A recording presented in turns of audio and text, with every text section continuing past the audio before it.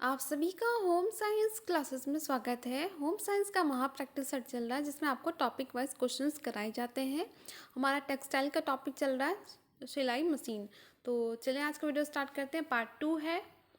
पहला क्वेश्चन है, निम्नलिखित में से कौन सा सिलाई मशीन का फीड मैकेनिज्म नहीं है? तो इनमें से जो ड्रॉप फीड होता है ना, वो इसका पार्ट नहीं होता है।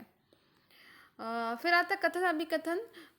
ए है इसमें, सेट पॉइंट वाली सिलाई मशीन की सुइयाँ सिलाई से बुने कपड़ों के लिए प्रयोग की जाती है। तो सिलाई से जो बुने कपड़े होते हैं ना, जो सिलाई वाली होती है ना, जैसे बुन के कपड़े बनाए जाते हैं, तो उससे होती है। ठीक है, तो ये आपका कथन सही है। जो इसका आर दिया कारण, सेट पॉइंट्स में कम ऐंठन बल तथा बुनाई यार्न में घुसने वाले और उनको तोड़ने की प्रवृत्ति कम है। तो ये तो सही है, लेकिन आर गलत है। ये सही है, आर गलत। कथन अभिकथन यहाँ पर, एक परिवार का बजट विभिन्न मदों के तहत खर्चों का विवरण लिखने का तरीका है। तो यहाँ पे आपका बजट से क्वेश्चन आ गया है। ठीक है, तो ये आपका सही है। यह परिवार को उनके आय के अंदर रहने में मददगार होता है। तो दोनों ही आपका सही है। बजट बनाकर ही आपको आय व्यय का लेखा जोखा रखना चाहिए। सिलाई मशीन के ऊपरी धागे का सही रास्ता दीजिए। तो सिलाई मशीन के जो ऊपरी धागा है वो कैसे आता है, ये आपको बताना है। तो इसमें सबसे पहले आता है धागे की गट्ठी।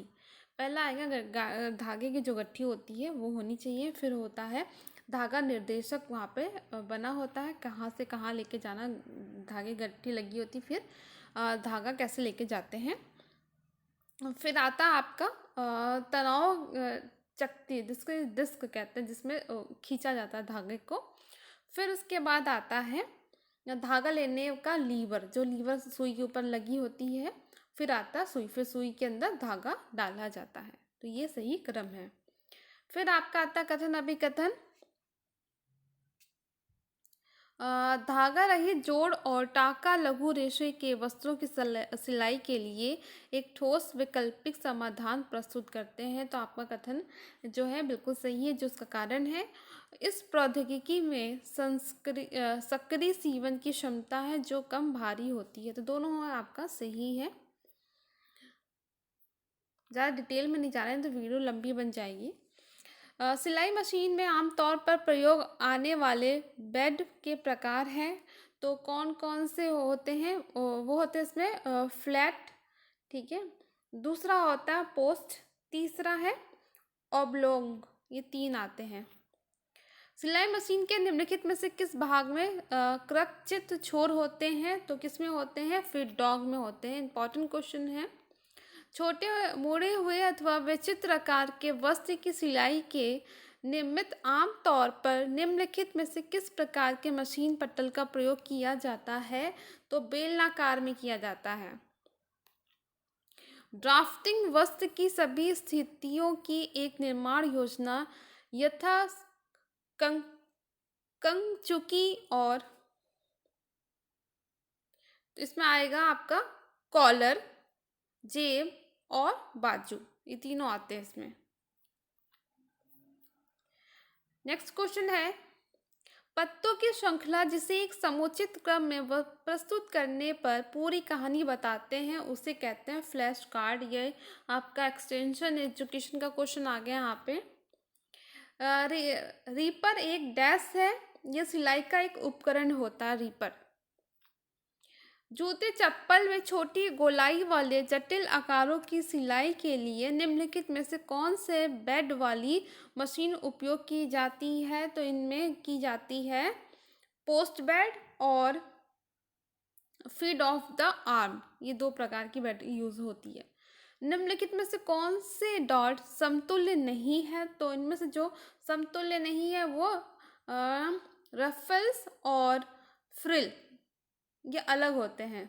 चुन्नट अलग होता है, नियंत्रण सीवन ये अलग होते हैं।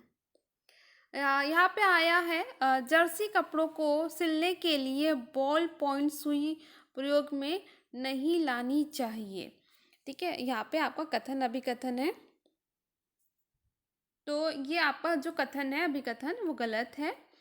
यह कपड़ों में छेद करके धागों को नष्ट कर देती है। तो दोनों ही आपका गलत है। वस्त्र को काटने का सही क्रम दीजिए। तो वस्त्र की जब कटाई होती है तो कैसे करना चाहिए, तो इसमें सबसे पहले माप लेना, जिसके लिए वस्त्र बना रहे हैं पहले उसका माप होना ज़रूरी है। उसके बाद खाका बनाना, उसमें आपको लाइनिंग करनी कि कहाँ से काटना है। फिर आता है लेआउट योजना, पूरा आपको लेआउट तैयार करना हो गया। उसके बाद तीसरा हो गया, चौथा आपका है वस्त्र के भाग काटना। तो अलग अलग फ्रंट का भाग काटना, बैक का भाग, आपका जो स्लीव्स के भाग, सारे भागों को आपको काटना। फिर आता सीमा रेखा छापना। तो ये आपका सही क्रम है।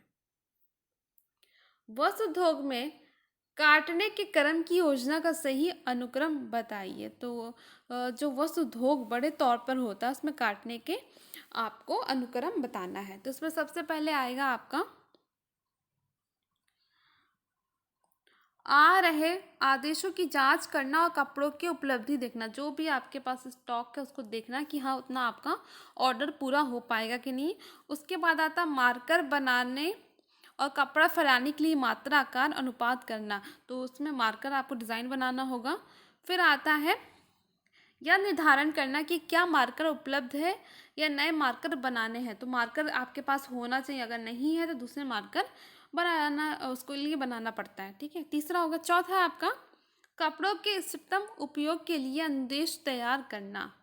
पांचवा आपका आएगा मार्कर बनाने, कपड़े फैलाने और काटने के लिए आदेश जारी करना। हो गया आपका सही क्रम।